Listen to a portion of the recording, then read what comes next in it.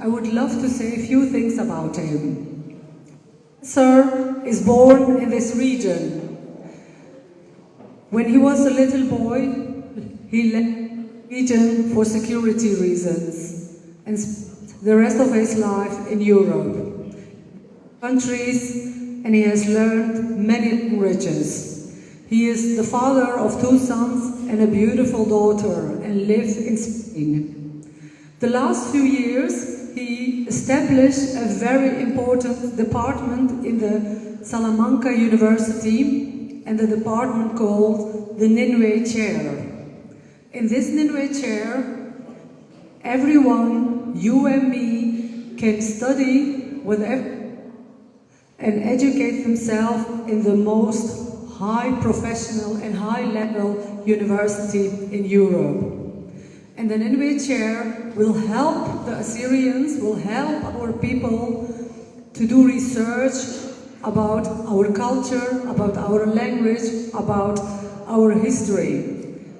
And with this year, we hope that we create a new generation, young people, who can help us establish the new world of our nation.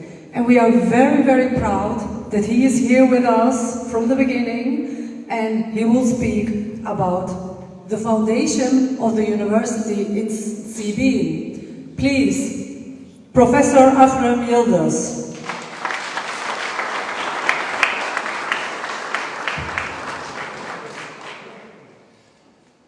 Thank you very much, dear Atia, for this, as you have seen, effective presentation of my bio. Now, first of all, I would love to express my thankful to the organizers of International Turabdin Symposium 2023 for this invitation. When we were told to deal with and to work on, I was delighted to participate, and it's also a nice experience to be here, as Atia said, in your own territory, your own country, where you can share things that are useful to know. And as I know we don't have much time, I'm not going to take the time talking about issues that are introduction. I'll directly go to the main topic, which is the University of Nisibis and its foundation in the 5th century.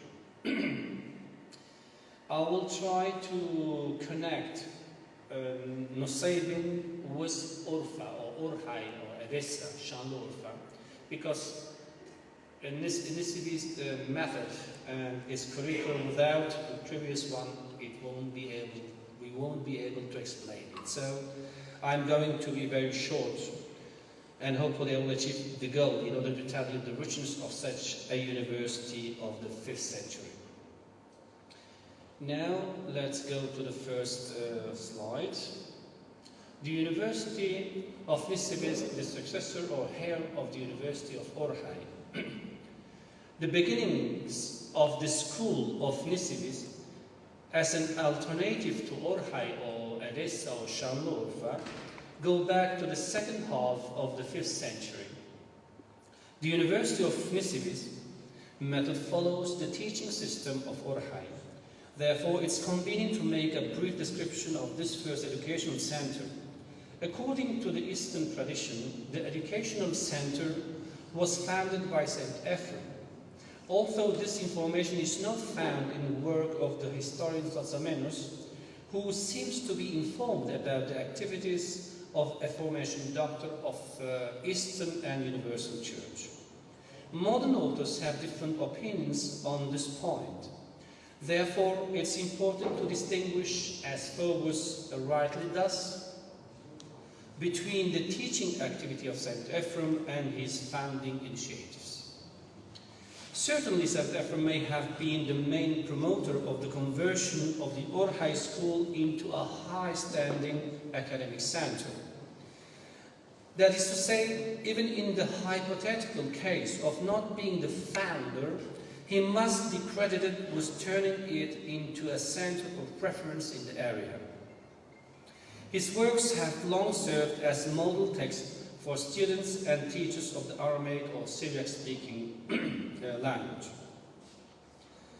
This man of God seems to have been a teacher at an earlier time in Nisibis itself.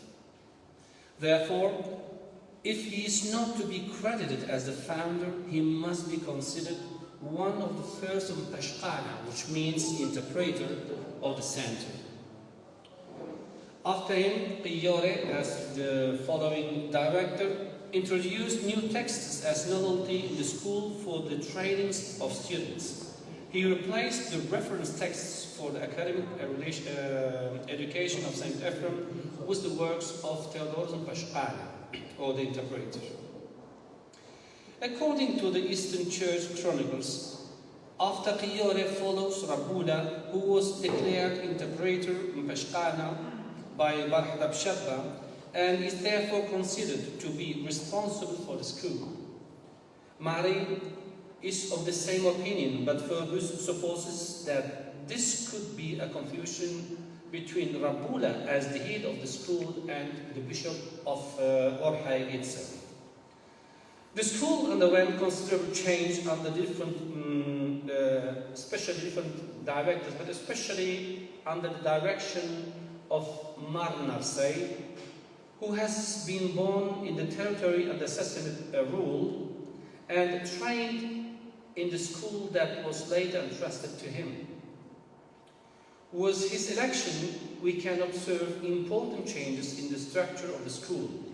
The condition that Nasay demands to run the school is the provision of a larger number of professors. He is in charge of the most important part of the training, which is interpretation. Interpretation means the exegesis of the biblical texts. One of the teachers at school, Maria Khiba, became the bishop of the town. So there was a remarkable link between both of them, and it endured almost 22 years. In addition to the leaders mentioned so far, there are other professors who taught at Orhai. The most mentioned are I give you some names as example: Ma'ana, Kumi, Proba, Marun, Abshuwat, Ninwe, Yohanan, Garmkaya, Micha, Horus Barka, Kayufkerka of Bet Uzai, Abraham Madaya, Ezalia of the Kefar Mali Monastery, and Basel. Now, this was just, I don't know, wait, I'm sorry, because I'm used to have, just a second. Yeah. These were the professors I have mentioned you, and we are going to one of the most important parts of which is the teaching method. As far as the teaching method is concerned, the Orhai school is in the Eastern tradition of the Syriac or Aramaic language. The resemblance to the rabbinic methods is quite striking, especially if we take into account the different levels of teaching and or the way of proceeding. It was customary in high school for the students to begin with a first preparatory cycle. The first thing in the discipline began with reading, taking into account its concreteness and pronunciation according to the Syriac compilation system. Fluency, rhythm, and pronunciation served liturgical purposes. On the other hand, the art of writing was also part of the disciplines of the school training. Once the basis of correct and fluent reading and writing was acquired, the next stage was the study of the texts of the Old and New Testament, including the works of the church fathers. All the above-mentioned activities were carried out by the teachers of the school. Above all of them was the Pashqana, the interpreter par excellence, who played a very important role in the school. Usually at the school of Nisibis, there was first an instruction period that provided the students with the disciplines that led them to a preparatory level. In this preparatory cycle, the candidates started with reading some passages of the Psalter, During this process, correctness in reading, as I stated, and accurate pronunciation were the main issues. Moreover, the art of reading required for liturgical usage was considered an integral part of the process.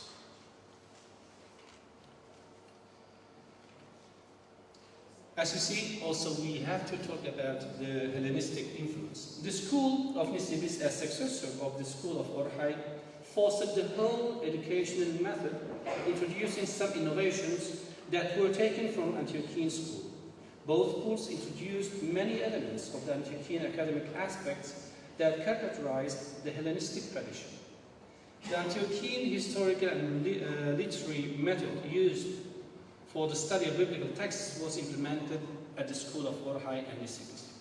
The teaching method employed for the sacred texts in Orhai and Nisibis was heavily influenced by the school of Antioch, to the extent that the basic commentaries of Saint Ephrem were substituted by Theodos of Mpashkana, the distinguished master of the, let's say, Greek-speaking center. As a consequence, accurate translation, first started by Biore, became an indispensable part of the school activity and soon became a central discipline in the curriculum. The translation of the Greek texts into Syriac became one of the principal activities of the center. At first, concentrating on religious sources, it soon included other subjects. According to the sources, the translation project was mainly divided into two main sections: commentary on the sacred books and the profane, philosophical, historical, and so on texts. The principal actor of such an activity was at first Maria Hibao, who is known as Abbas, the bishop of the city. Now, not only the Greeks were the one who influenced in the teaching method, but also there are other groups whose experience with the Assyrian people living around was even stronger. So that's why similarities between the Nisibin and the rabbinic teaching tradition was already even before present in the region. Although Orhai and Nisibis were located between the two worlds, their first educational period and a typical Semitic background. As aforementioned, the Hellenistic influence are on a theoretical step.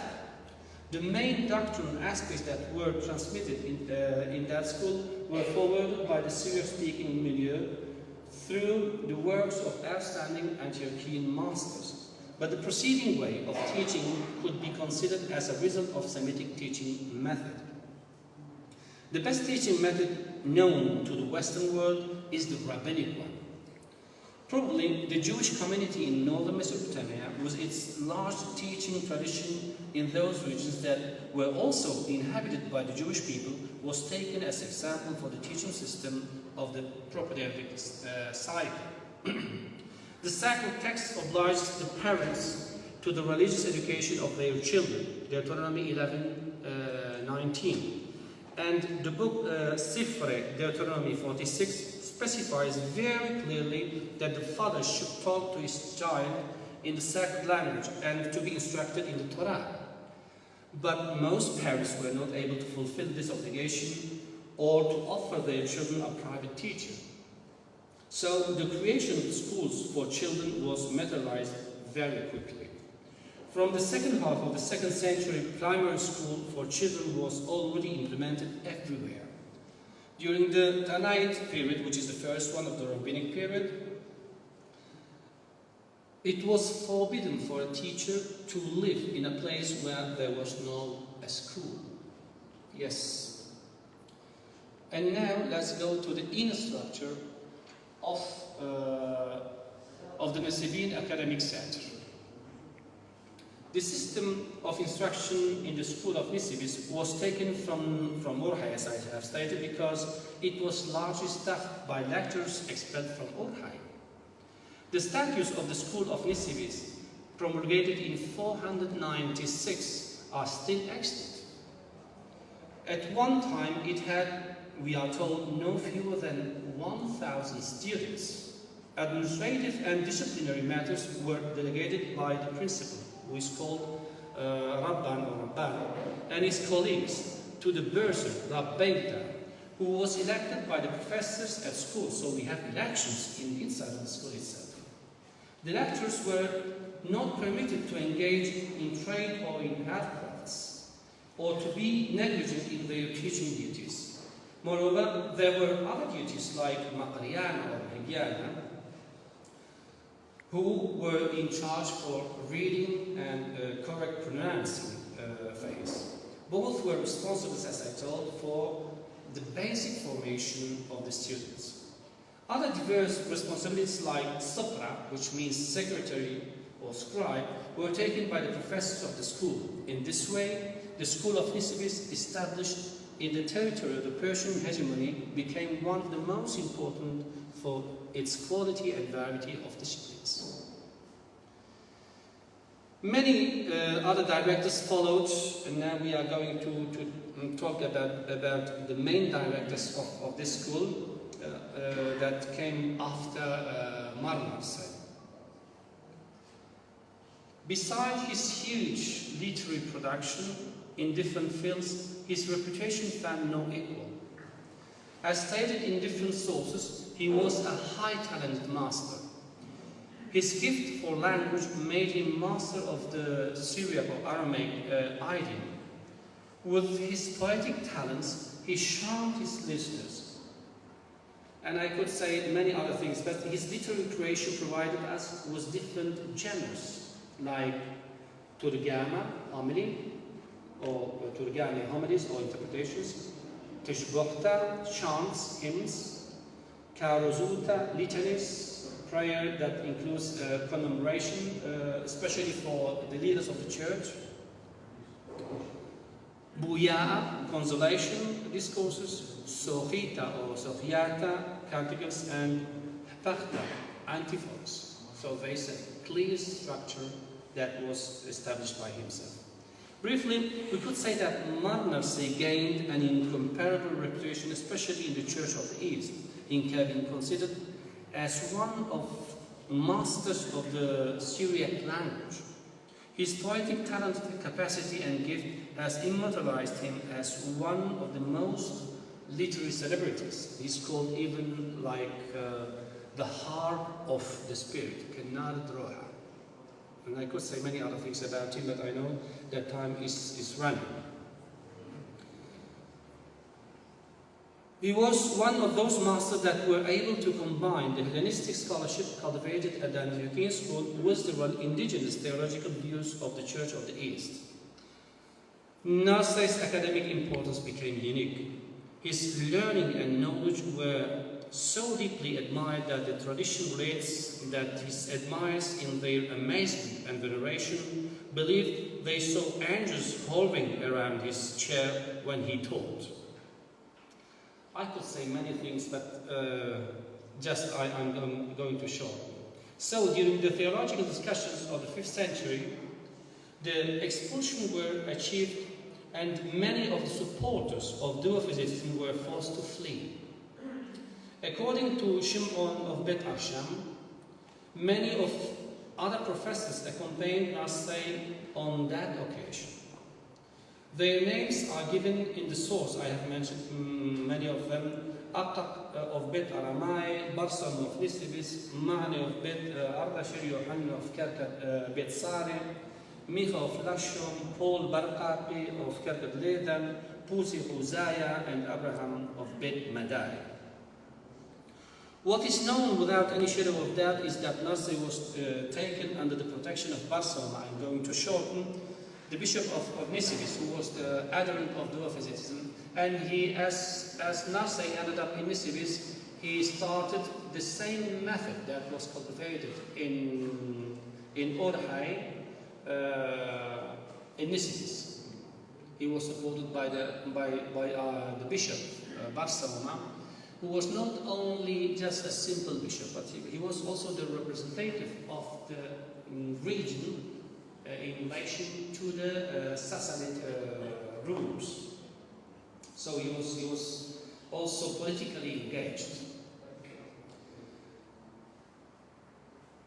He immediately bought a place where to establish a school, and there they cultivated the whole method that was implemented previously in Orhai.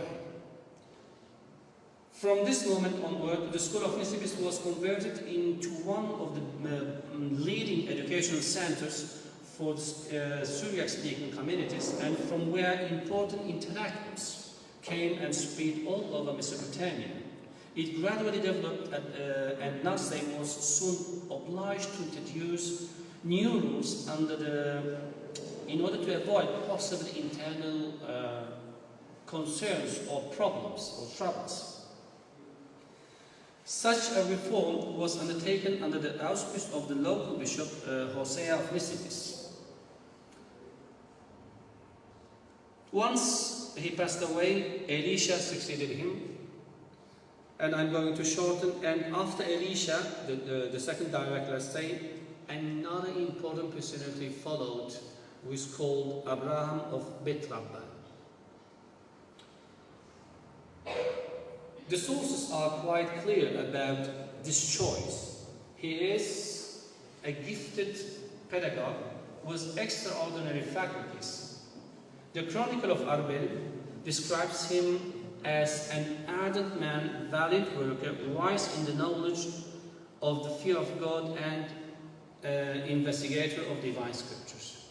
How many minutes do I have? One? That's not enough, but anyway. So, after, under the rules of Abraham, many changes have taken place. The school growth, we are talking about even a hospital was created.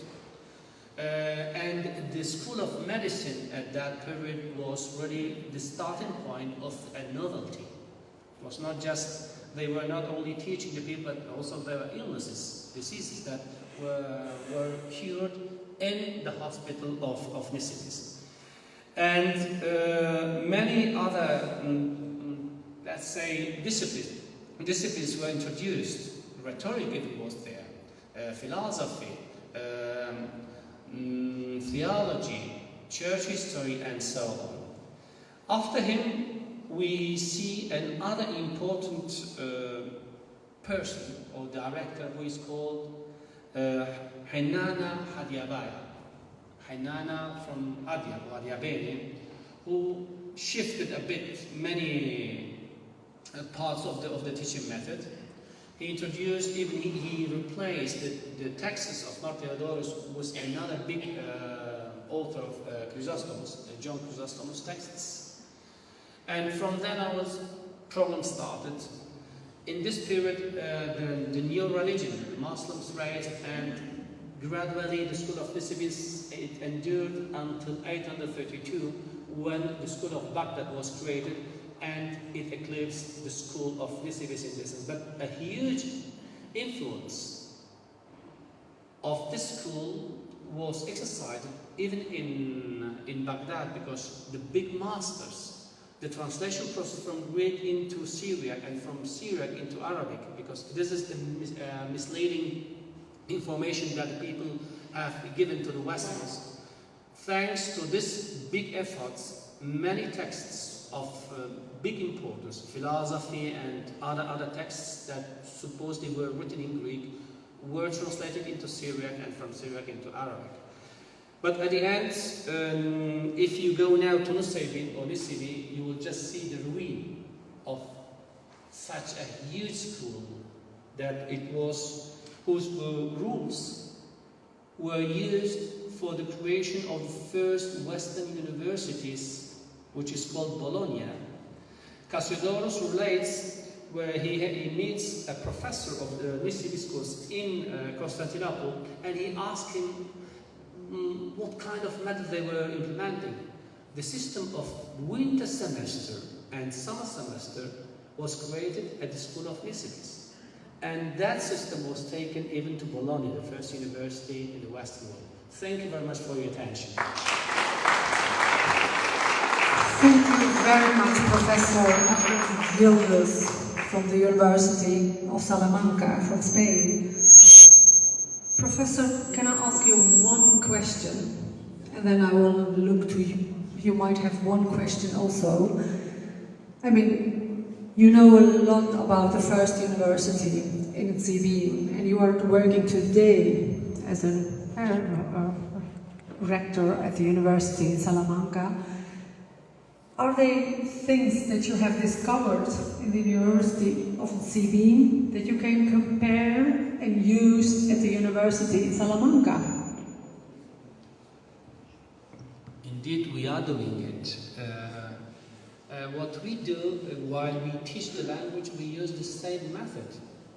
We start with the alphabet, we start with the word system, and we arrive until we don't use much or many biblical texts. We use also other texts because we have a huge literary production from the 4th, 3rd, even I would dare to say from 3rd and 4th century until the 14th.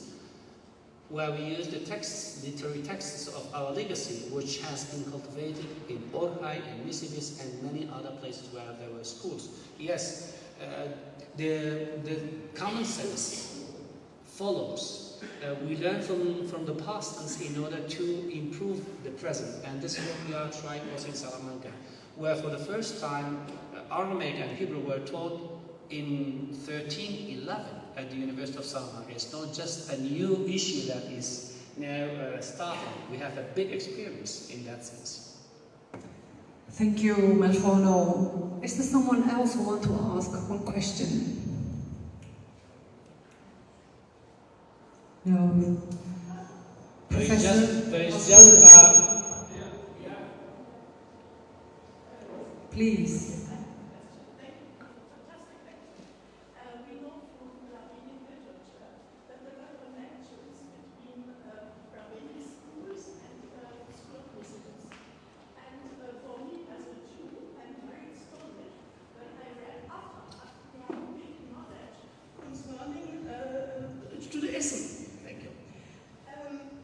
Do you know further information about writings in Syriac concerning these connections between Nisibis and the rabbinic schools? Thank you. As I told, of course, yeah. As it was obligatory for any Jewish community, and we know that in northern Mesopotamia there were big communities from Hadia, even in Ashur, but even in Osraine, where there was, I mean, we take such a film like a scientific film, but the daily life, the people were exchanging, not just at a commercial level, but at the daily life level.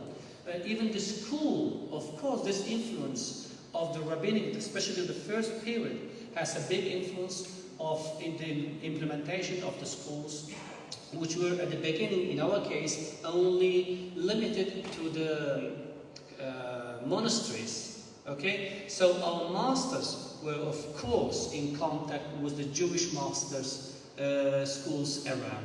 This, I'm absolutely convinced. I don't hear you well. Please give her.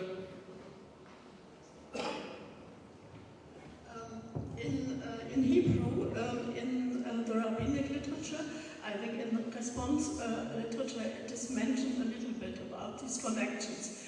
And though I think I was looking for a script in Syriac which is mentioned this connection, and I couldn't find it.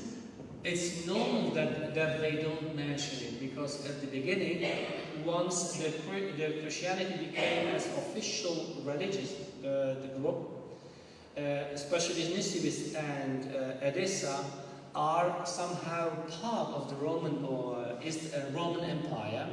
So the connection, once the official religion is now on the power, the vision of how understanding the role of the Jews, if this is a tradition, of course this is why there is not a clear reference to the rabbinic teaching method. But if you compare now the rabbinic teaching method and with the Sabine one, or the Orhaiman, or many other schools were created, they follow exactly the same method, the same way of proceeding, even the manner of the texts that they use. We use, or several times, Old Testament texts are used instead of the New Testament at the beginning, and then the New Testament is used for exegetical issues. So even the exegesis that they, at the beginning they start, has to do with the main system of the rabbinic system that was cultivated by the Tanaite period. Yeah, this is normal somehow, yeah. Thank you very much, Professor Yildiz. Please.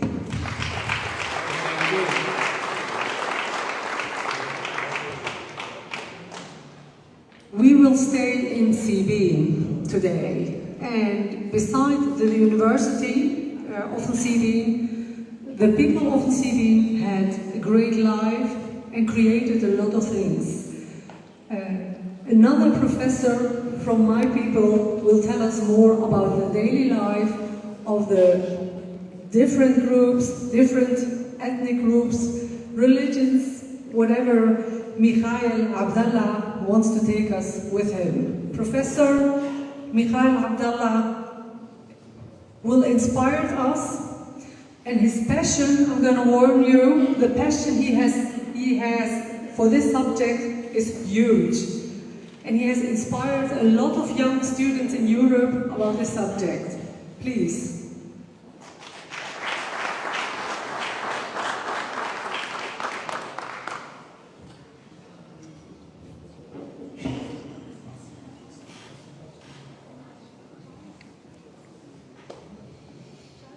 شنو الفريخو تودي ساقي لزمينوثو وتهنيوثو لم تكسون دوبل مودانو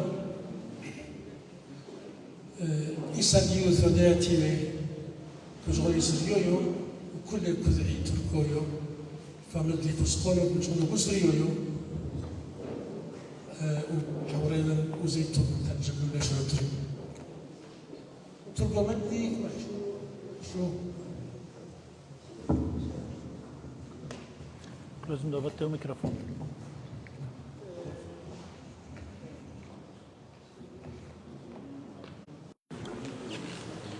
فرجونا الحين يحضركم كريشنا وترجم بروفيسور من ناسينا بدورشنا ميخائيل عبد الله تلعب لازم نعتمد الكود عن مقاتلين عن تودي ساكي